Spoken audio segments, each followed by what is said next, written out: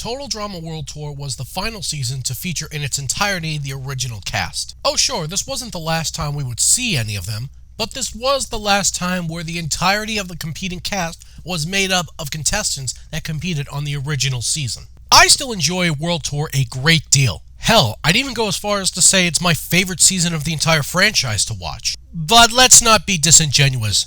There are issues with this season. But hey, nothing says that I can't criticize something that I love, right? And yeah, I do love this show, that's why I'm talking about it. But I guess we should just get into this season, right? Let's go! So World Tour is essentially a cross-country competition, taking the contestants to different countries, different locations, and having them compete in challenges themed around their location. I would actually say that World Tour has the most variety in terms of its challenges and challenge types. The differing locations definitely help each episode have its own unique feel to it. With Island, and to a lesser extent Action, it's easy to have episodes blend into one another because it's the same restricted location with a couple of exceptions. But that's not the case here. Every episode feels like its own unique thing, and I think the season is all the better for it. These challenges are primed to be tackled by our cast this season. Speaking of which, let's get to the cast early, shall we? Competing on this season, we have Lindsay, Cody, Lashana, Tyler, Gwen, Bridget, Harold, Duncan, Izzy, Noah, DJ, Ezekiel, Courtney, and Heather. Not to mention the new characters, Sierra and Alejandro. And also Blanley, but I'll get to that later on. Since they're new, let's start with the three of them first. Let's start with Sierra. No! God, please, no! No! No! No! I'm not gonna sugarcoat it here, but Sierra is one of, if not the worst character to come from this franchise. Bar fucking none. Fuck you. So Sierra's whole bit is that she's a Total Drama superfan, runs a blog and everything, and has a massive crush on, of all people, Cody. And debatably Chris. Now, that's all fine and good, and actually, I like the fact that they gave her romantic affections for one of the less popular characters. You would think it would have been someone like Owen or Duncan, but no, of all people, they chose Cody. That's fine. That's not the problem. The problem is, well, when I say she has a massive crush on Cody, the show turned that dial up all the way to 11 billion. That's not even a real number. Yet. Sierra does not respect Cody's boundaries on any conceivable level. Her actions around him show a clear obsession with him that goes far beyond any sort of high school crush. She finds out one time that Cody voted for her in an elimination ceremony, which she did because Chris decided to air the confessionals instead of just counting the votes because he's a dick. Also, it turned out to be a reward challenge anyway, so it was all completely pointless. And she throws a total conniption fit over it! He voted for me? President of his fan club? If the genders were swapped, this would be getting a hell of a lot more flack. He's got a point. I actually get a lot of Panini and Chowder vibes from Sierra and Cody's relationship. Except I'll argue it's done a lot worse here than in Chowder. See, one of the factors that made Total Drama so popular to begin with was how grounded in reality it was. Chowder does not have that distinction. Not only that, but Chowder handled the girl obsessively crushing over boy trope a lot better than Total Drama did. Panini's behavior occasionally drifts into uncomfortable behavior, but not nearly as often and not as egregiously as Sierra's behavior. And yes, I am aware that this is the cartoon where Chowder and Panini eventually marry each other and have 50 children together. Hey, I said they handled it better, not perfectly. Yeah, I think my biggest complaint with how they handle Sierra's character in regards to Cody is the fact that they try to justify her behavior. The episode after she finds out Cody voted for her, she spends the entire time moping and bitching about it, trying to make Cody feel guilty about it. But no! The reasons he gave for voting for her are completely justifiable! Invading my personal space, touching my things, smelling my hair. No, it doesn't matter that this is trying to be comedic. This is not funny. Chowder has a similar problem, but it's nowhere near as infuriating as it is here. The only real saving grace she has for me is the fact that she's voiced by the same actress that voices Inez from Cyberchase, another one of my favorite shows. Thankfully, Sierra's awfulness is balanced out by the greatness that is Alejandro. Alejandro might be the single best character this franchise has ever introduced. He's basically a fusion of Heather's vindictive, strategic gameplay style and the suave good looks of Justin that can woo just about anyone, even some of the guys. I really loved seeing how he would manipulate the people around him, how he would mold them and push them in directions that would suit his own goals. With that in mind, it's not all perfect. I'll get into this more when I touch the actual cast, but let's just say there was a sale of rig juice that went on just before the competition started, and a lot of them seemed to buy loads of them. And that's never really a good thing. And the last new character we need to touch upon is Blanley. In the Celebrity Manhunt special, she was the co-host of the program that was interviewing the cast. In World Tour, she starts off as Jeff's co-host on the Aftermath specials. Oh yeah, they brought the Aftermath specials back. Spoilers! Thankfully, this only lasts for one episode, as Bridget is eliminated pretty early, though Blanley does stick around in a supporting capacity. But then in the third Aftermath special, that's episode 18, there's a challenge proposed to the eliminated contestants, and the non-competing contestants for some reason, where the winner gets to re-enter the competition just in time for the merge. In what I can only describe as total horseshit, Blanley is declared winner and enters the main game. All because Jeff wanted to get rid of her. Not that I can really blame him. And that's all of the important new characters. I'll come back to the rest of the cast in a little bit, because I want to talk about them separately, because I have several points that I want to reach out to, and I thought it would just be best if I separated the new characters from the older characters. For now, let's just go back to the game itself. As I mentioned in a previous part, each season has several tweaks to it to establish itself from its predecessors, and World Tour is no different in that regard. The first change is a rather minor change, but a welcome change nonetheless. This season, 3 teams! It's not much, but I do like that it's a legitimate shakeup to the status quo we've come to know. Hell, the teams even get to name themselves this time. Team Victory! Team Amazon! Team Chris is really hot. What? You know what, I'm not even a Sierra fan, but I have to give this one to her. This was really funny. Good job, Sierra. 1 point for you. Unfortunately, the concept of a 3-team season is completely thrown to waste because one of the teams is completely annihilated not even halfway into the season. And like, yeah, with each team having only 5 members to start out with, that was always a legitimate possibility. But Team Victory literally loses every elimination challenge, and their team is completely decimated before any of the other teams even have a chance to go to the elimination room. In fact, the only non-Team Victory elimination before that team is destroyed is in episode 11 when Izzy is taken out of the game because of a severe head injury. One that somehow turns her into a genius. I have no fucking idea. They win 2 reward challenges and then their entire team is decimated. I appreciate the effort to shake up the status quo, but what was the point of adding a 3rd team if you were just going to kill them off all at once before any other team got a chance to lose? Yeah, I'll get to the curse stuff later on when I get to the characters. Another big change to this season in comparison to seasons past is the musical element. So in Universe, Chris added this rule to the game specifically to drive up ratings. A decision that he would later go on to regret in Pockettail Island, but that's down the line. At any point in a particular episode, a chime will ring. When that chime rings, every contestant, or in many of the cases, only the contestants that Chris specifically designates, has to perform a song on the spot. Anyone that is forced to do so and refuses is automatically disqualified. Now, I don't know how much of a hot take this is, but I like the songs on World Tour. No, really, I do. The cast all have amazing singing voices. They can turn even the most mundane and generic lyrics into something of a bop. I'm not arguing that they're groundbreaking or anything. I don't think anyone is going to compare these to songs from, say, Phineas and Ferb. If you're out there on your own, you just might take it on the chin. But most of these songs are a lot better than they had any business being. Come fly with us. Come fly with us. It's a pleasure and an honor and a must. We built Wednesday. We're gonna take first place. Because we built Wednesday. I'm gonna make it. They can't stop me now. Let them try. When word of this concept was first circulating, I was expecting it to be a total clown show, but no, I was pleasantly surprised at how good some of the songs were. And even the ones that I didn't really care for were just okay. None of them were really truly bad. We also get tiebreakers for the first time.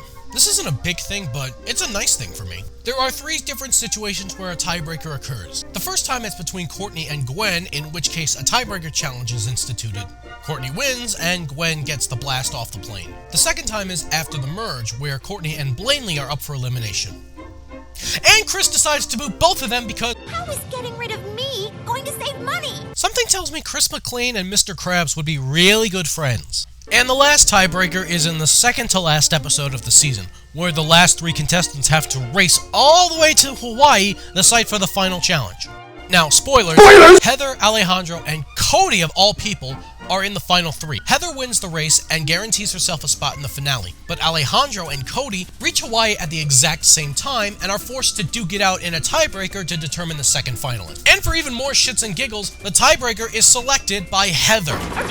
Golf ball? I swear, Jeff and I put ping pong balls in there. I know, and I'm not mad.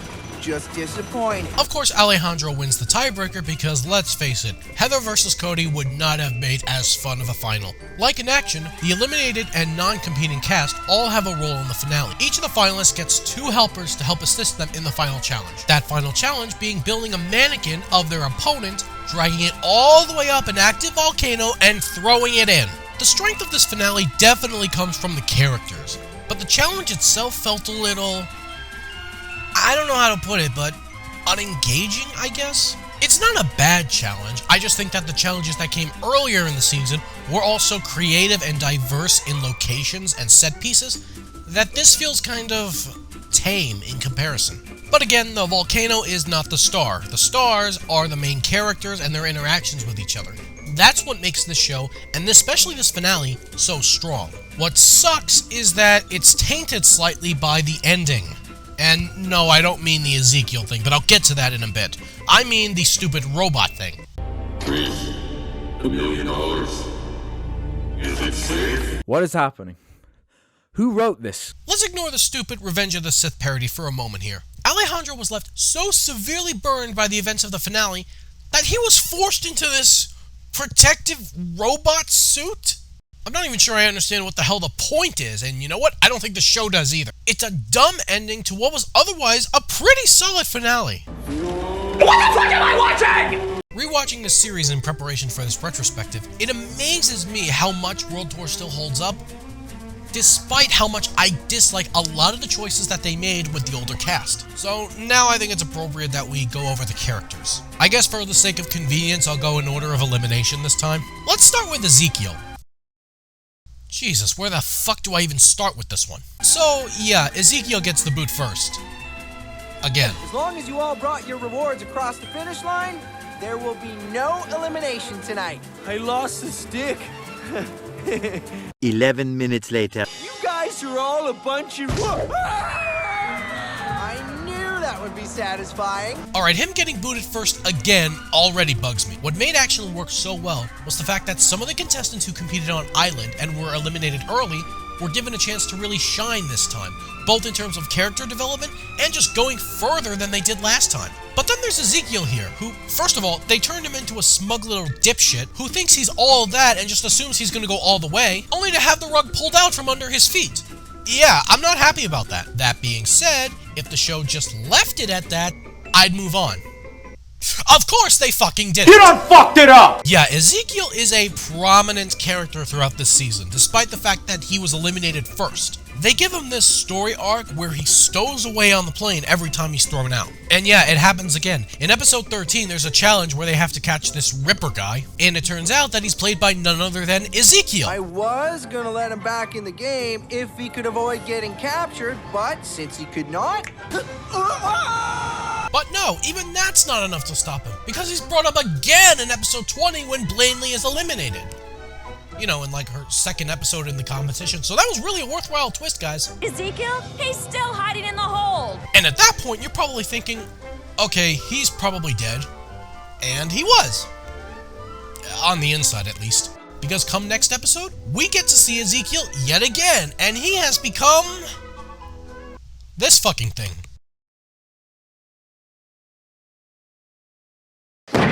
What are you doing? No, seriously, what the fuck are you doing? I should warn you, though. He's totally feral thanks to all that time with the animals. Objection! Like, how long does this season last in universe? They never give a specific timetable, but let's assume for a moment that it's the same timetable as Island, which was 8 weeks in universe. You're telling me this happened to him over the course of 2 months? Yeah, I know it's a cartoon and all that, but here's the thing. This show started out being somewhat grounded in reality. Now it's starting to get a lot more cartoonish, and this... You know what, I can't even say that this is the culmination of it, because we still got the rest of the series to go. But yeah, this is just pretty much that.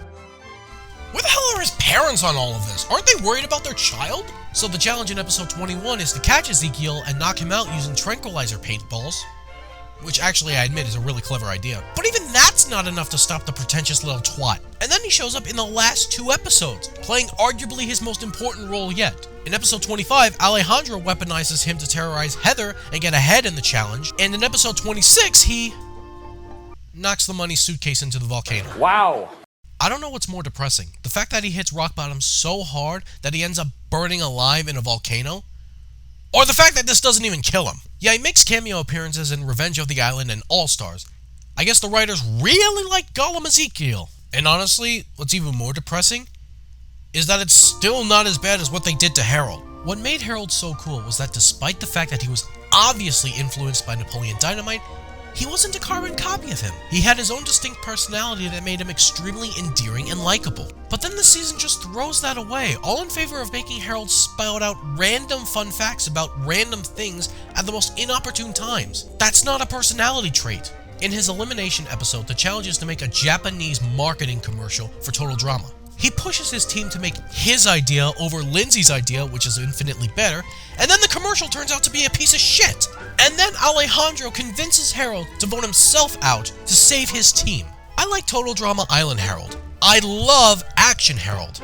I really don't like World Tour Harold. When I said earlier that it felt like they made some of the contestants dumber just to make Alejandro feel more intimidating, this is what I was talking about, and unfortunately it doesn't stop there. Next to leave is Bridget, and... oh boy. So in her elimination episode, Alejandro not only gets her to kiss him, but then gets her to stick her tongue on a pole. Oh, crap! You stupid. So in one fell swoop, Alejandro both outs Bridget as a cheater and makes her a liability to her team. And on the first Aftermath episode, Jeff is understandably peeved at her. Then again, considering his own behavior from last season, I don't think he has the right to be too pompous about it. There's a brief moment where it looks like Jeff and Bridget are actually going to duke it out, and then they devolve into making up, because of course they do. I should probably mention Jeff's character briefly, since he and Bridget are so intertwined with each other. While the old Chris McClane charm does occasionally seep in with him, it's nowhere near as frequent or as egregious as it was in Total Drama Action. So at least the show gets one character right.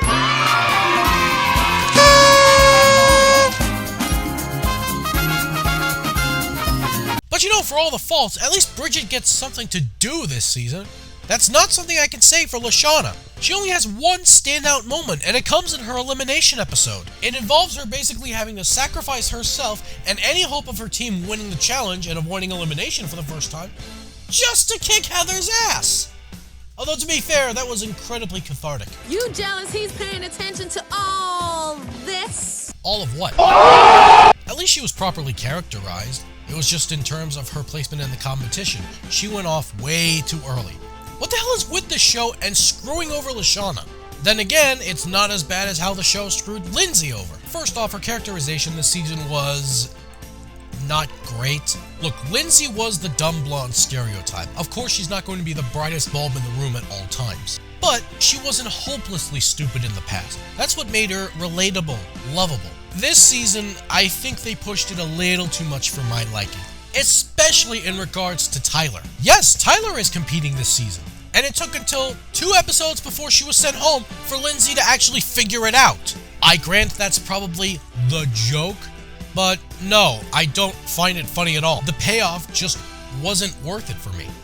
Probably doesn't help that that particular moment came in one of the show's crappier songs. Keep it down so I can win the loot. try, I will, but I still got a fart. No, two. No. And then there was how Lindsay was actually eliminated. Since at that point, her and DJ were the only two members left of their team, there was an elimination challenge. Basically, America's Next Top Model. At that point, DJ was making an active effort to get himself eliminated, so he put in no effort into his design. I'm trying to lose. You don't say. And he somehow still won! I think I've soured on that a bit since the show aired, but I'd be lying if I said I didn't find it funny initially. Honestly, it wouldn't be that far-fetched if in-universe, Chris decided to just rig it to just fuck with DJ. But at the same time, it is rather unfortunate. Lindsay came a long way in action from her early days in Island, and to just not have that character development continue was rather disappointing. It also sucks because once again we got very limited time seeing Lindsay and Tyler acting as a couple together. I think they're cute, come on! Next there's Izzy. Yes, DJ actually gets a reprieve and does not fulfill the distinction of having his team completely wiped out in one go. Though to be fair, that's only because Izzy suffers a catastrophic head injury that forces her out of the game, and kidnapped by military officials. Although she's still able to appear on the next Aftermath episode. I have no fucking idea. I actually didn't mind the fact that Izzy didn't get too much to do this season. Though I really enjoyed her brief stint as Brainzilla, she maintains the persona throughout the second Aftermath episode, and honestly it's kind of my favorite part. This is in spite of the fact that the reason she needs to be Brainzilla for this particular episode is ludicrous, but I will talk about the Aftermath episode separately later. Up next in the order is DJ. Oh, DJ. So, remember that curse I mentioned earlier? Time to talk about it. So, the first team challenge involves the contestants running through this pyramid thing, and one of the rooms has this display of mummified items. DJ, having consumed a gallon of rig juice apparently, assumes that the mummified dog is an actual dog. I mean, to be fair, it's Chris McClane, so it's entirely plausible that it was a live dog that he killed. But then DJ touches it, and it breaks. And then that room in the pyramid begins to collapse. So, yeah, this is what convinces DJ and his team that he's cursed. So then his entire stay on Total Drama World Tour is about him trying to break this curse, all at the expense of his team losing challenge after challenge, until he gets to the point where he's the only member of Team Victory left. Of course, the sad irony was that there was never any actual curse. It was all in DJ's head, which Alejandro brilliantly exploited in DJ's elimination episode. To be honest, the whole curse thing got really old really fast with me. I never really found it that funny to begin with either. Maybe it's just because I loved so much what they did with him in action. Getting bullied into an illegal alliance with Chev, only to then tell him to fuck off at the end when he kicks himself off. That's real character growth and bravery, and I was really happy to see it. But this was just really lame. Then there's Noah, and I gotta say, he was such a pleasant surprise. I'm not usually the biggest fan of dry humor, but my god, the delivery in Noah's lines is just golden. It reminds me a lot of Squidward. I also love that he and Owen have developed this bizarre buddy friendship of theirs. It's honestly endearing, and I'm so glad that they doubled down on it in Redonkulous Race. It's a shame that he didn't last longer and that we had to trade him for Duncan. Yeah, I'll explain that one later. But I had fun watching Noah this season, which is a lot more than I can say for his brief stint on Island. Unfortunately, I can't really say the same for Tyler. You know, for making it halfway through the season, he really didn't get much to do, did he? The best memory I have of him from this season is his elated reaction when Lindsay's brain finally starts working again. It's a shame because I liked Tyler on Island, and I don't hate him here, he just didn't do anything. Actually, I take that back. He did do something. He got injured. A lot. An infinite expanse of no's! Now, I'll fully admit right now that I'm probably very jaded because I've been watching for years as the NFL has tried to hand-wave the debilitating effects that repeated blows to the head will have on former players' brains. But I don't find this shit funny. I don't find it funny. Yeah, in the third Aftermath special, Tyler is reduced to being in a wheelchair and having legitimate brain damage. If it had just been the wheelchair, I probably would have let it go. But nope! I know I'm going to have people look at this and think I'm being nuts for overreacting like this, and you know what? More power to them. Honestly. but I can't stand this. What's even stupider is that in the next Aftermath special he appears fine, but then in the season finale he's back to being a liability. So what the fuck are they doing? And what's even stupider about this is that this is still nowhere near as bad as how they screwed over Gwen. Recall that in action, Gwen broke it off with Trent because he kept throwing challenges for her, and because he suspected that she and Duncan had a thing going on. Even though at the time, keywords at the time, Gwen and Duncan were only shown to have a buddy-buddy connection with each other. Well, apparently Trent's a psychic or something, because the second Duncan returns to the competition, again, I'll explain that later down the line, he and Gwen share a kiss. Yeah, and all of a sudden, Gwen is painted as a boyfriend stealer. This is in spite of the fact that Courtney and Duncan have broken up and gotten back together more times than Tad and Kelly from Star vs. the Forces of Evil. And then Courtney starts doing what Trent did, only this time she's trying to get Gwen voted off instead of trying to save her. Now, I'll fully admit, I think I like Duncan and Gwen together a little more than I like Courtney and Duncan or Gwen and Trent together. Honestly, I think the two just complement each other a bit better. But the other two ships weren't bad either. At least at first. But then the character assassination to Trent, and now to Gwen, Courtney, and Duncan, and... no, I just don't care. Gwen was unfairly maligned because Courtney couldn't decide if she wanted the bad boy back or not. This is not helped by the Celebrity Manhunt special, which showed Duncan and Courtney spatting as a couple multiple times, breaking up and making up over the stupidest shit. But it's okay, because Gwen gets axed and Courtney gets her revenge anyway after all, despite the fact that she clearly doesn't want Duncan anymore. So what the fuck was the point of any of this? So then there's Owen. Thankfully this season, unlike last season, they don't have him be a mole or anything, so he can just be his normal lovable self. His biggest thing is that he keeps calling Alejandro Al because he can't pronounce his name for some reason. I guess he really is that stupid. And then we later learn that Alejandro hates that because his brother always calls him Al, and it's kind of dumb. Unfortunately for me, Owen became a little bit harder to stomach in World Tour. See, Owen has always been the primary source of the show's gross-out humor, and they really pushed it a bit in World Tour. I said earlier that whether you can stand gross-out humor or not is really going to help determine whether you get into the show or not. And for me personally, while I still enjoy the show up to this point, this is the season where they really push the gross-out button.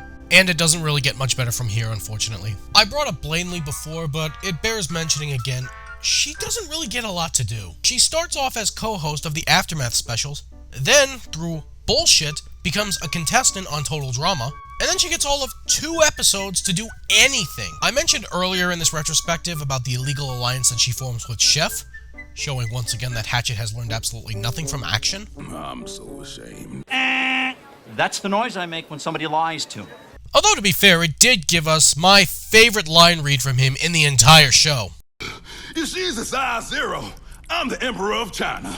But the other big thing that Blanley was a part of this season was the strange and yet endearing friendship that she formed with Owen of all people. So the episode where she's brought into the competition is also the same episode where the teams merge.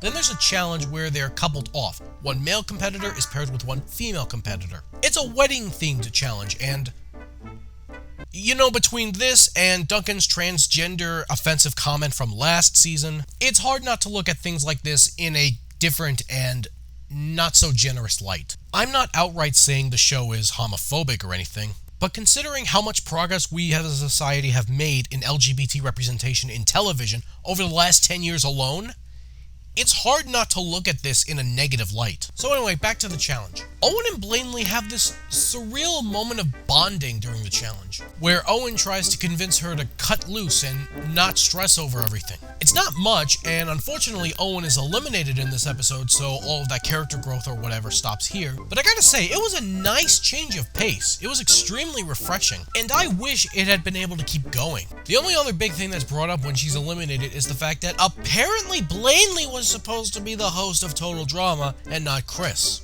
And considering how pissed off Chris seems to be about it, there must be some truth to it. Or he's just paranoid as fuck. I was first choice for this gig, right? Of course you were. Yeah, right. Chef, is there something you'd like to share with the class? Then there's Courtney. Ah, jeez. So, first of all, the show couldn't seem to make up its damn mind whether or not Courtney was over Duncan. It seemed to want its cake and to eat it too, and as a result, we got a Courtney that was unbelievably inconsistent with her previous characterization. She was all buddy-buddy with Gwen, despite the fact that she was seemingly convinced last season that she had a thing for Duncan. I mean, this season would prove her correct, but still. Then she gets all dour and pissed off when Gwen kisses Duncan, which would seem to imply that yes, Courtney still has a thing for Duncan. I get this is all supposed to play in the show's theme of drama, but come on guys, there's a limit. I suppose one could argue Courtney's flip-flopping on Duncan was her way of admitting that, yeah, she was kind of a douchebag about how she handled it in Season 2. Hell, she specifically spotlights that list of things she wanted Duncan to change as a way of having a relationship with her. But honestly, I'm not getting into it. This is a case where they really should have left Good Enough alone. After that, we've got Duncan, and finally I can talk about him! So here's a fun fact. Duncan actually quit the show. Fucking what? Duncan really hated the musical aspect of this season. That, and I imagine 3 seasons of Chris's psychopathy would wear down anyone over time. So he just up and left. And then the show brought him back. This is the 2nd season in the row where the show brought back an eliminated contestant through stupid means because the contestant was popular. At least this time I can say it was amusing the way they did it. Whereas in action they brought back Owen because his mother blew $50,000 on a cheese seller and Chris apparently took pity on him. This time they brought Duncan back because Chris was petty that Duncan had the nerve to quit the show. His return coincides with Ezekiel's reappearance in episode 13, the challenge where they have to find this Ripper guy. And then Duncan manages to somehow stay to the top 5, which is somehow his worst finish in his 3 seasons of competing thus far. Though I dislike this in principle, I like that the show just ran with the absurd nature of it. Aside from the whole Courtney-Gwen bullshit, Duncan's character is pretty much the way it always was. Suffice it to say, he's one of the best characters of the season, which makes it all the more depressing that the love triangle bullshit bogged everything down. I talked about Sierra earlier, but I think it's still worth bringing. When she was focused on her friendships or rivalries within the cast, or just the game itself, she was tolerable. But too much of her time was focused on her obsession with Cody. It was pushed so hard, so fast, that she turned me off completely from her, and she lost any hope of being a redeemable character in my eyes. Which kind of makes her elimination from the competition all the funnier. She makes it to the top 4, and in her elimination episode, she actually wins immunity from the challenge. So how the hell does she get eliminated? Well, she kind of blows up the fucking plane.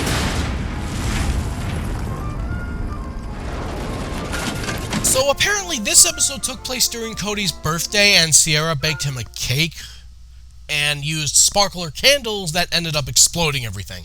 So despite the fact that Sierra dominated the challenge and earned herself immunity and a guaranteed spot into the semi-final, she got herself booted off because she blew up the fucking plane! She's out of the game! By the by, this and him wanting to strand her in the desert is what finally gets her to see him for the twat that he is. What's hilarious though is that him doing this makes it open season for her helping Cody actually win the challenge and get to the finale. You said we could use anything we found in the wreckage, right? Congratulations, you played yourself. And despite how much I don't like her character, I will admit her motivational speech to Cody to get him back into the competition was kind of heartwarming. There was gradual improvement for her character, just not enough for me to get back on her good side, and certainly not near enough to compensate for how awful she started out. And that naturally brings us to Cody. While seeing a character like Cody, who got barely any playtime in the first 2 seasons, make it all the way to the semi-finals,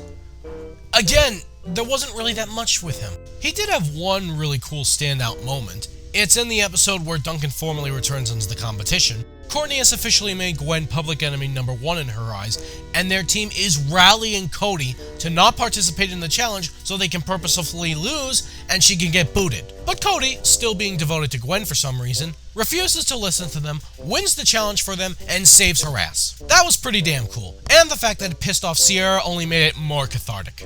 But besides saving Sierra from the wreckage of the explosion in the desert episode, that's really it in terms of badass moments Cody had in the competition. The only reason he made it that far at all was because nobody saw him as a threat, and understandably so. There were few moments in the challenges where he really stood out on his own. And that's a real shame, because it was nice to see a character like Cody get so far for a change. In action, Beth was the standout character who got farther than anyone would have reasonably predicted.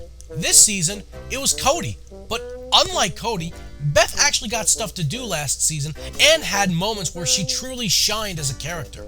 I suppose Cody saving Sierra from certain death in the desert could be counted as a standout moment, only I'm reluctant to do so because Sierra is such a terrible character. It's just kind of interesting to me that characters that didn't last nearly as long in the competition got more time on screen and more development as characters than Cody did despite lasting to the 25th episode. Technically 26 because of the tiebreaker, but you get what I mean. Still, it's not like Cody was a bad character. He didn't upset or frustrate or disappoint me in any way. I just wanted to see even more from him. Get him even more moments to shine. Especially since it was obvious that even though he made it to the tiebreaker to the finale, he wasn't going to get into the finale. Because let's face it, the stars of the finale were Alejandro and Heather. Since I already mentioned Alejandro, I might as well talk about Heather. They actually made me want to root for Heather.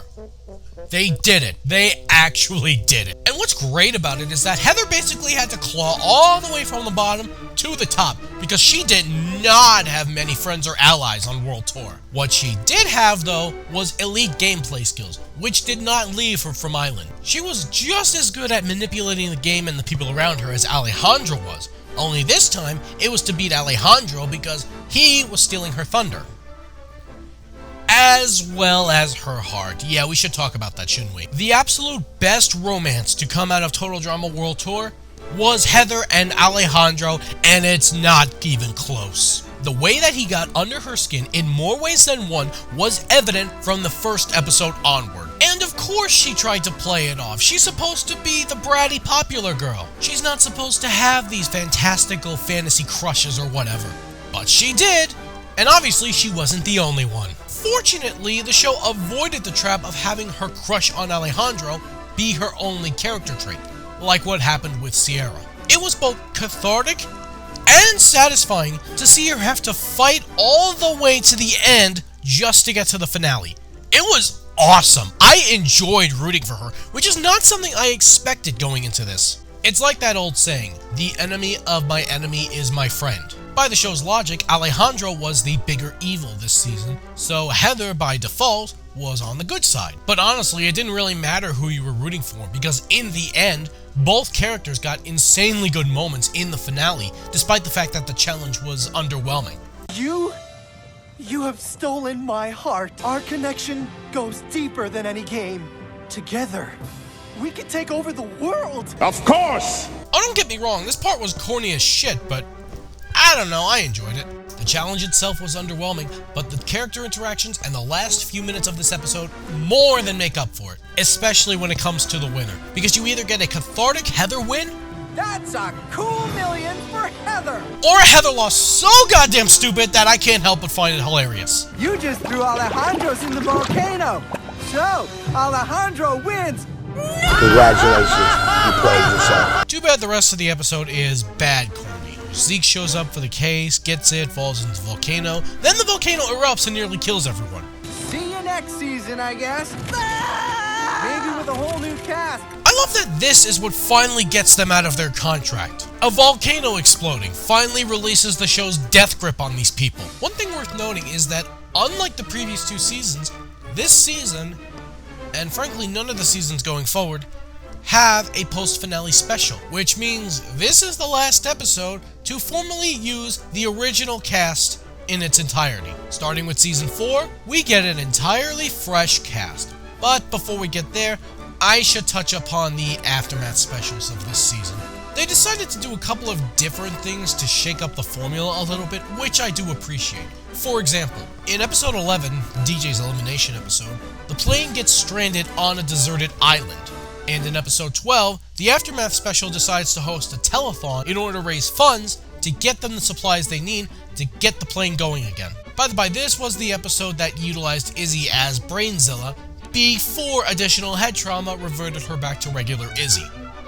So that was pointless, wasn't it? And then the third Aftermath special, like I mentioned earlier, featured the challenge to get back into the competition. Again, I must ask, why the hell was Beth permitted to participate in this when she didn't even compete on World Tour to begin with? And then episode 24, the fourth Aftermath special, featured a challenge where the eliminated and non-competing contestants would compete on behalf of the final three, Alejandro, Cody, and Heather. If you ask me, I say I enjoy the World Tour Aftermath specials a little bit more than the Action Aftermath specials. These episodes felt a little more involved than the Aftermath specials in the previous season. From the telethon in the second Aftermath special, to the re-entry challenge in the third Aftermath special, to the final three challenge in the final Aftermath special, it just felt like this group was different from the ones in Action. I'm actually a little disappointed that they didn't bring this concept back for the remaining 3 seasons of the series. I would have been interested to see how something like this would have gone for the second generation or even the third generation cast, but alas, that's not to be. But don't worry, this is not the last time that we are going to see the original cast in the series. It's just a pity that the ways we do see them again are really dumb, but that's coming up in the retrospective. Don't get me wrong, Total Drama World Tour has a litany of issues, ranging from how they screwed over plenty of characters and their relationships, to Chris and Chef Hatchett's increasingly narcissistic behaviors, to the escalating use of gross-out humor. And sadly, these issues would only become more prevalent in the next 3 seasons.